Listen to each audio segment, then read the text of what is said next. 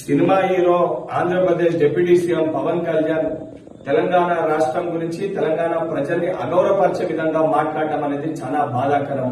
గతంలో సినిమాలు ఆడేటప్పుడు తెలంగాణ రాష్ట్రం అంటే నాకు అపారమైన ప్రేమ ఉంది, అపారమైన గౌరవం ఉందని మాట్లాడిన నువ్వు ఈ రోజు ఆంధ్రప్రదేశ్ కి డిప్యూటీ సీఎం కాగానే మతి స్థిమితం కోల్పోయి నీ స్వార్థ రాజకీయాల కోసం తెలంగాణ రాష్ట్రం గురించి ఈ రకంగా మాట్లాడడం అనేది చాలా బాధాకరము.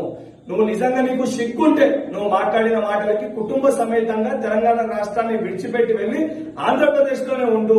నువ్వు కనీసం సోయి లేకుండా తెలంగాణ ప్రజలు అత్యధిక నీ సినిమాలు చూసి నిన్ను గౌరవిస్తుంటే బలుపుతో ఈ రోజు తెలంగాణ రాష్ట్రం గురించి ఈ రకంగా మాట్లాడడం అనేది చాలా దురదృష్టవశాతము.